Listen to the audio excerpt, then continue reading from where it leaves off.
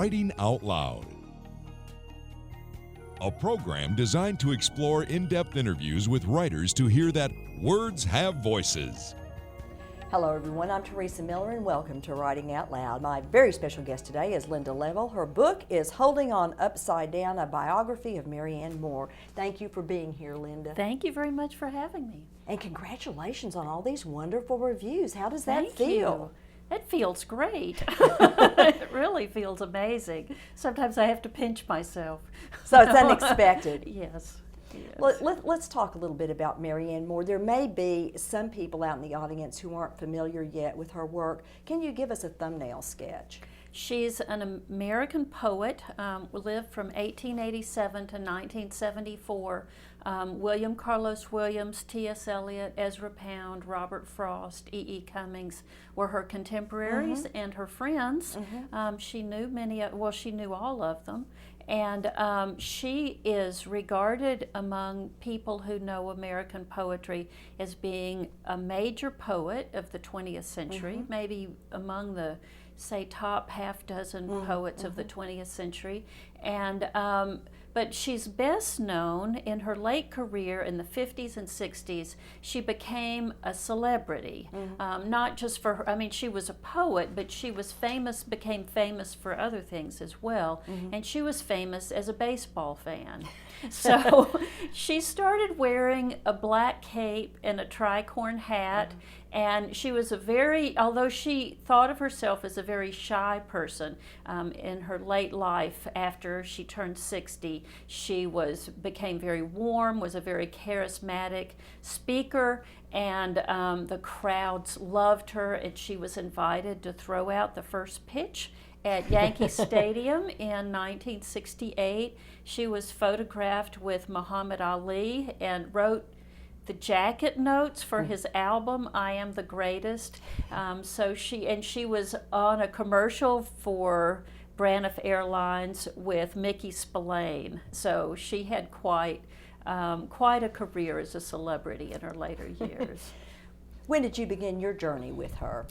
I first heard of Mary Ann Moore when I was in junior high school, because I was living in Waco, Texas at the time, and she came and spoke at the University of Texas in Austin, and a couple of my friends went to hear her, and I could kick myself that I didn't go then, but I didn't know. And then I became seriously interested in her in graduate school, and I studied her poetry for one of my graduate classes that I had. When I came to finding a dissertation topic, I wanted to do something about literature and the visual arts and how they interact, because I had been interested in that since high school, and I knew that William Carlos Williams was very involved with this group of artists that included Alfred Stieglitz and Georgia O'Keeffe and Marsden Hartley, that were active in New York during the early 20th century. And but by the time I was writing my dissertation, quite a few books had been written about Williams and his connections with the visual arts. So, but not very much at all had been written about Mary Ann Moore. And so that was she was very involved with this group as well. And so that was my first sort of trigger to look into her as a dissertation topic. And the more I researched her, the more I found. So my dissertation and my first book, which is Mary Ann Moore and the Visual Arts, Prismatic Color, that book came out in 1995, and it was while I was doing research for that book that I became interested in her family life, because I was researching and reading in her family letters, and it just seemed like a fascinating study. Mary Ann Moore herself always claimed that her life was very dull and boring, and so many people have believed that her life was dull and boring, but what I read in these letters suggested something far different from what most people believed. Was there a turning point in your research when you felt you suddenly understood her on a more intimate level? That's a good question. Well, I knew her pretty well from doing the first book when I started to do the biography. Was there a I can't think of a turning point. I think the turning point for me in writing about her was I was trained as an academic, and I was writing down everything I thought anybody might like to know someday. And I had written 600 draft pages, which took me up through to half of her life, up until she was 42. And at that point, I started working with an agent who convinced me, even though I had convinced myself I wasn't writing like an academic anymore, she told me I was. And so she helped me figure out how to tell the story and to make it human. And the way I needed to do that is to cut out about half of what I'd written. So I cut what I had already written by 40%, and then focused on the character of Marianne Moore. And all my years of teaching fiction to students at Oklahoma State University had taught me how fiction is constructed. And so I'm not saying this is a work of fiction, but I started seeing it more as developing a character. And the big thing that I learned is that even though she left such an enormous record of her daily life in her correspondence, she didn't often in those letters talk about her deepest feelings about her work or about her family, because all of these letters were read by her mother. She lived with her mother until her mother died, and Marianne was 60 at this point, and her mother read everything that she wrote. So she really didn't have privacy. And so I started paying attention to what's in the poems, even though the poems seem the very opposite of autobiographical poetry, especially in our age, after we've had poets like Anne Sexton and Sylvia Plath that can be very deeply autobiographical. So I started looking in the poems for her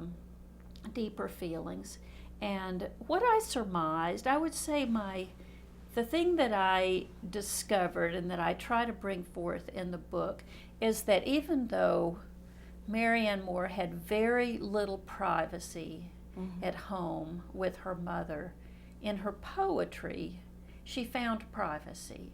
And in her poetry, she learned to express who the adult, autonomous, individualistic Marianne Moore was. And so one of the reasons that she's not better known than she is that her poetry is rather difficult. But this difficult poetry was necessary for her because she had to express herself without letting her mother, who read everything, know what she was saying. And her mother was an English teacher, so her mother was very adept at interpreting poetry. So Marianne Moore's poems are still read sometimes the way her mother read them, as being the expression of a rather conservative, genteel, Presbyterian woman. But they're also read as almost the opposite of that, as a sort of postmodern questioning of what truth and morals and ethics and things like that are. You've described her as a poet of paradoxes. I wondered if you could take us through some of the paradoxes of her personal life. Well, one is that she seemed very open. She would grant interviews. She said, ask me anything you want to. And so she seemed very open, especially in her later life. And yet, though she was so open, she was a very, very private person. And so even though she seemed open personally, she was in fact very private and kept a lot of things, well, I won't say quite to herself, but there are things that are in her poetry that that would surprise people who knew her in person. So that's one thing. In her life, she dealt with paradoxes in her poetry a great deal. This is one of the subjects of her poetry.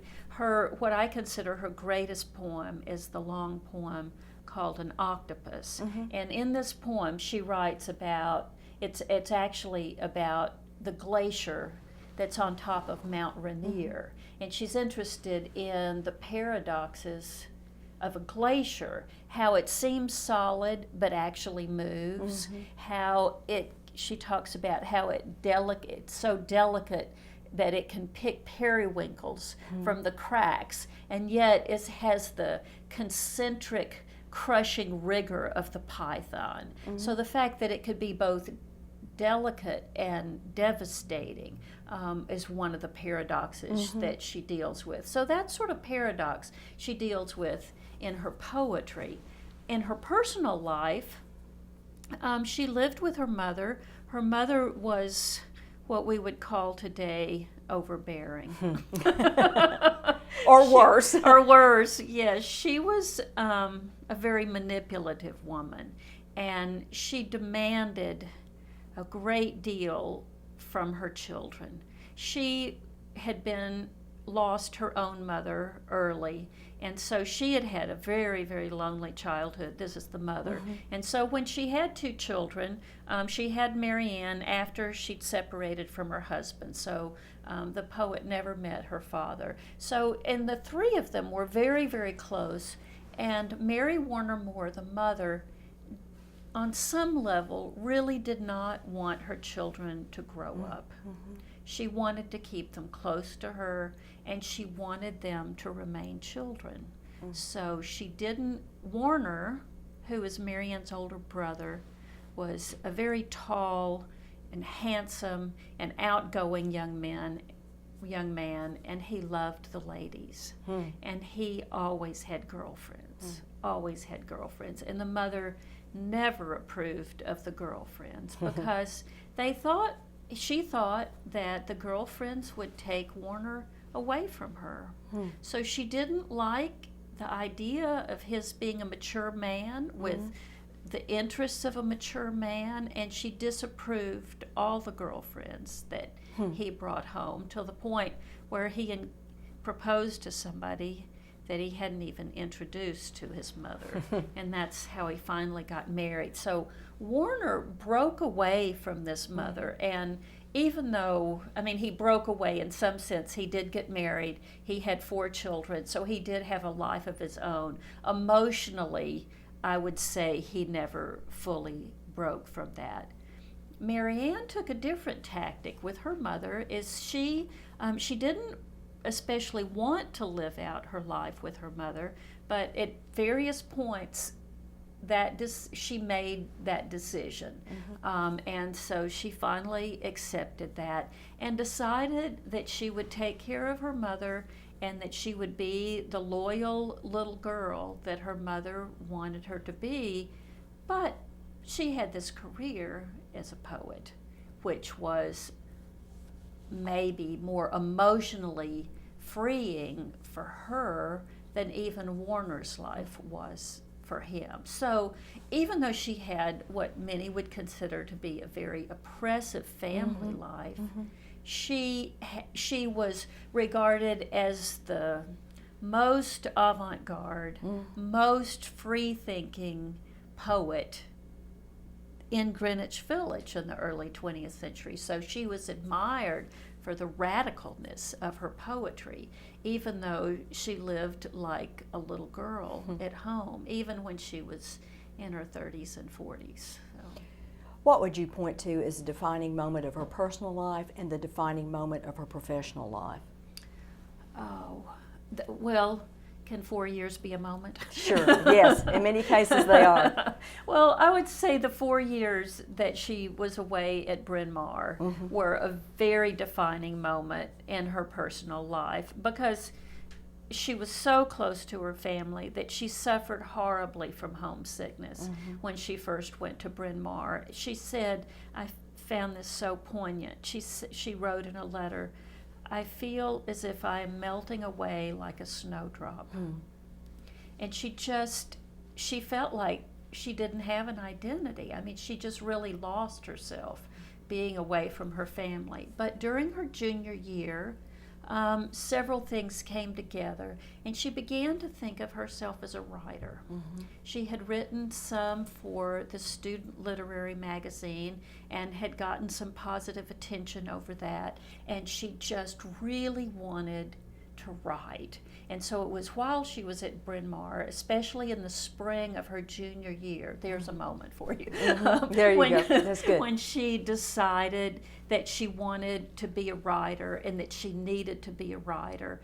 And I think if she had not had those 4 years away from her mother, that she would have never become the writer that she was. So that was a defining moment for her, personally. And professionally. And well, professionally too.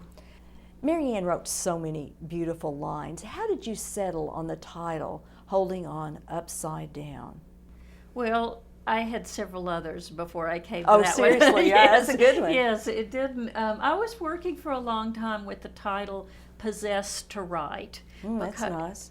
When Mary Ann, during this junior year in college, she wrote home one time. She said, "I don't know why I'm so possessed to write. It's not because I'm paraphrasing, it's not because it's easy, and it's not because it's the nice things people say, for I cannot express myself." Like many writers, Right. but always believed she couldn't express herself. So that was my title for a while, and I liked the idea of her being possessed to write, and also since her mother was very possessive, I liked the sort of duality. But that's the sort of title that makes sense to me, and maybe to a person who's read the book. So I picked a line, Holding On Upside Down, which is from her most anthologized poem called Poetry, that begins, "Poetry, I too dislike it. There are things that are important beyond all this fiddle." So, and I always love to teach that poem because the students in my class can always relate to poetry. I too dislike it, so they like that. But in this poem, there's a catalog where she says, she's talking about poetry. We do not admire what we cannot understand. But then she has a catalog of animals that comes after it. And the first thing she says, the bat holding on upside down, or in quest of something to eat. Elephants pushing, a wild horse taking a roll. And so there's several other things here. And what she's talking about is animals that do things that we can't quite understand. And yet they're very natural to the animal. And that's where she found poetry, was in the things that defy our preconceptions or our limited sense of logic or stereotypes. There she found poetry. And so she says, we do not admire what we cannot understand, the bat holding on upside down, etc. But then she does admire them. I mean, that's another paradox in her work. So I liked that idea, and I feel like it's a story of survival. In the biography, it's a story of survival in many ways, that Mary Ann Moore lived in this, what we would now call a dysfunctional family, and yet she found a way to survive. And holding on upside down is, in a sense, how she learned to survive. Dysfunctional is almost an understatement. I mean, her father actually cut off his hand. Yes, yes. Her father, the parents were married, lived together for 2 years, and the father slowly went insane and had a psychotic breakdown. And so the mother's, Mary Warner Moore's father, came and separated them, and the father lived most of the rest of his life in a mental institution, and he did cut off his own hand. She's classified as a modernist. Take us beyond the label and help us understand the heart of her genius. One thing, she's very experimental, and she started doing things technique-wise before the other poets were doing it. Her work started being published in 1915. 1912 is when Imagism happened, which was a big break in modern poetry, when poets like Ezra Pound and H.D. were writing these short little haiku kind of verses, and they advocated free verse. By 1915, 3 years later, they were already sort of tiring of free verse and thinking, free verse is an absence of rhyme and meter. It's just an absence of something. It's not really a thing itself.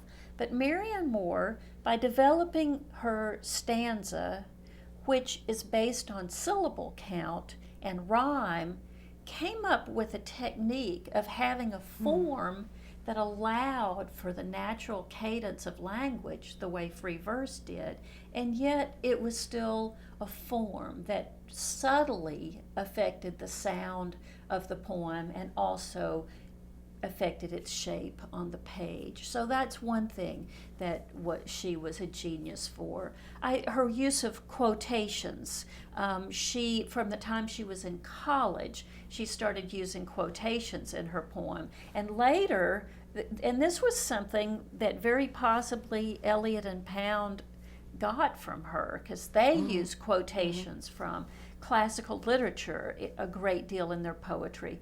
But Marianne Moore was using, there's a quotation she uses from a letter that Robert Browning wrote to his Elizabeth Barrett Browning.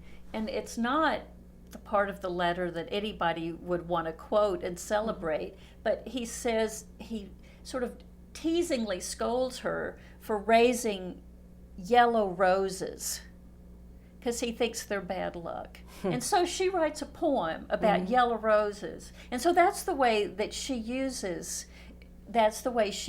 quotations. Or some of her poems might quote a conversation she overheard at the circus or something she got in her telephone bill. So she was using sort of a collage technique very often. Her use of diction, she uses scientific diction, and so she uses, in her poem An Octopus, she uses terms like chlorophyllous fungi, so she used certain Ming products, the language of business, so her diction was very innovative. For me, these are all really important. For me, I came to admire her vision even more than her technique, and it's a kind of morality or a vision that I think is very relevant to today, that she argues for multicultural tolerance and biodiversity, and she argues against stereotypes, and that's another reason for holding on upside down, is she'll take a preconception that you have, and in her poetry she'll sort of turn your preconceptions upside down and invite you to see the work in a completely new way. I've asked you to share a poem with us. Yes. You might want to put it in context for us. Yes, I'm going to read a jellyfish. And I chose this poem to end my book for several reasons.